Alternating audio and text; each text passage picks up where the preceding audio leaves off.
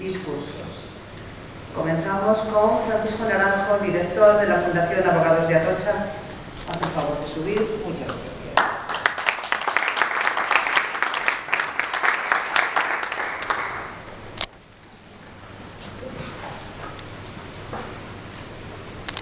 Gracias, Manuela. Gracias, José María, por estar siempre apoyándonos en todos los actos que estamos haciendo. Gracias, Vicente, que ya lo escucharé después. Gracias a la asociación 11M Afectados.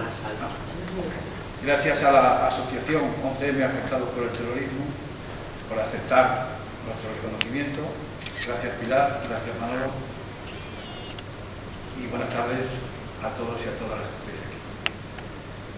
Yo, en primer lugar, quería decir que una de las frases más repetidas que he escuchado por parte de los familiares y amigos durante estos días que se ha cumplido, eso le dice que el 10º aniversario, 10 años de aquel nefasto 11M, ha sido para nosotros todos los días son 11.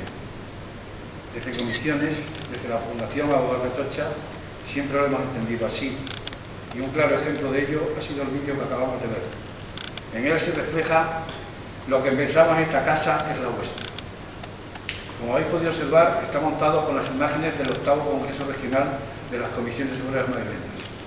Son imágenes de hace 10 años, en concreto de la mañana del 19 de mayo del 2004, día que dio comienzo ese congreso, y ese fue el homenaje que en vivo y en directo Comisiones Obreras de Madrid se le hizo a las víctimas y a sus familiares y amigos.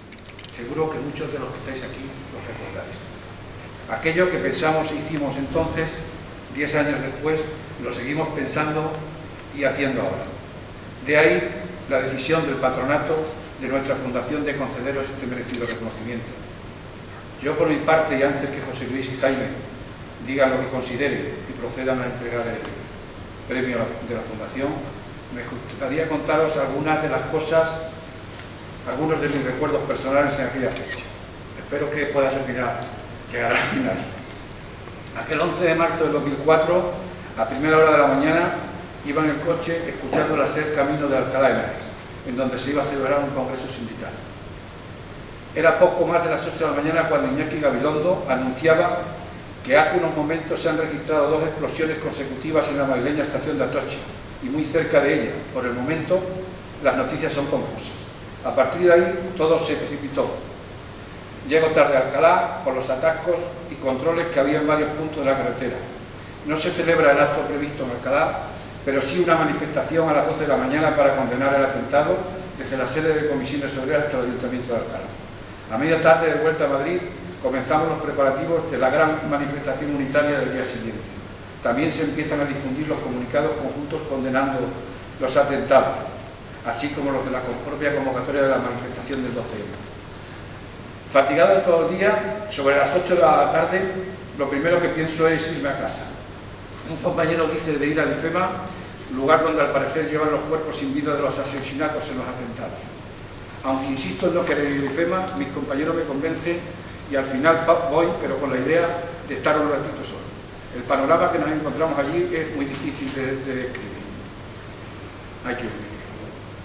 Después de ver muchas escenas de dolor y dar muchas vueltas por el edificio, encontramos y tratamos de animar a la familia Benito Samaniego, con un hijo desaparecido de 27 años, Rodolfo, sobrino de Rodolfo Benito, que con gran dolor de su familia apareció esa misma noche. Por cierto, que con su nombre, Rodolfo Benito Samaniego, familiares y amigos crearon una fundación con sede en Alcalá de Henares con el fin de mantener vivo su recuerdo y el de las personas que sufrieron el brutal atentado en las estaciones. Además de otras actividades, todos los años, en estas fechas, se realiza un acto en recuerdo y homenaje de las víctimas y donde se entregan los premios a la innovación tecnológica.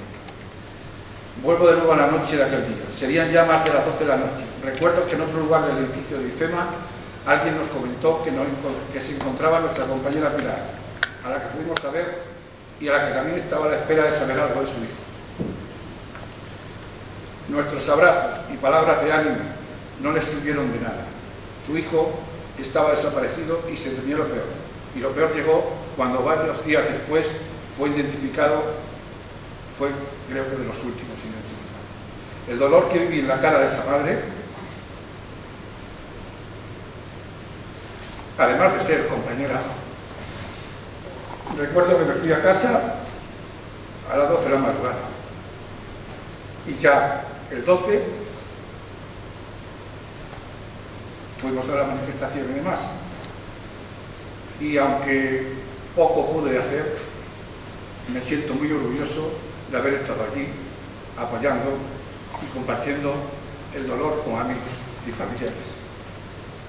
9 meses después, en diciembre del 2004, Pilar nos dio muestras de toda su entereza y valentía. Ahora ya lo sabe toda la sociedad española, creo que todo el mundo. Entonces solo lo sabíamos unos pocos. Brevemente comentaron las sensaciones que dejó su comparecencia en la Comisión de Investigación del Congreso de los Diputados. Por un lado, la agradable sensación de aquella gran intervención de Pilar, calificada por muchos como un aldabonazo a las conciencias. A mi entender también fue una lección de valentía y coraje de una madre que ha perdido a su hijo, así como de una representante responsable de un amplio colectivo cruelmente golpeado.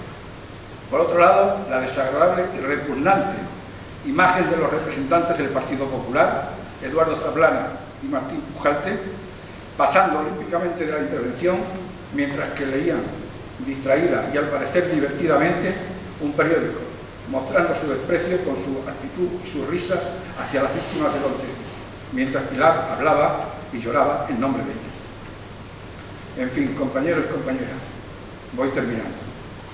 Desde que ocurrió aquel criminal atentado, hasta la fecha han pasado 10 años, y cada año los sindicatos de clase, comisiones obreras y UGT, conjuntamente con la Unión de Actores, han tenido una cita que nunca ha faltado, en la estación de Atocha, para rendir a las víctimas y sus familiares su más sentido homenaje.